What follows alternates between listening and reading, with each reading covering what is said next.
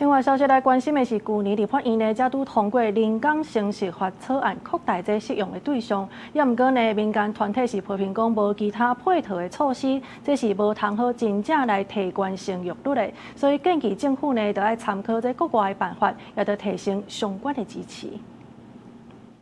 去年立法院通过临港城市法的草案，扩大对象，毋但只有合法的不孕夫妻会当使用。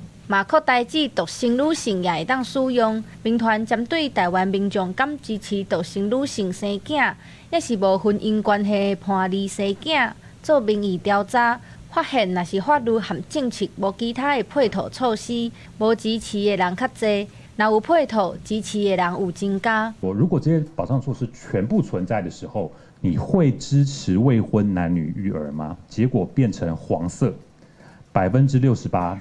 如果有完善制度保障，我支持未婚男女育儿。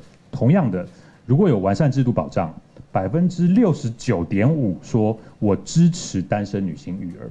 民团表示，政府予临港城市法通过的出发点真好，支持女性有家己的生育权。民团建议，若是会当参考国外的判离登记和其他的相关配套。包含托育服务、甲工课场的托育福利等等。公婆的关系，或者是岳父岳母的关系，就是姻亲文化的这个整个形塑出台湾的婚姻文化，是让女性在这样的文化当中感觉到受到束缚。如果一个双亲的家庭，他的父亲跟母亲，他目前可以在台湾享有每人有6个月的育儿津贴，那政府是不是应该也要思考？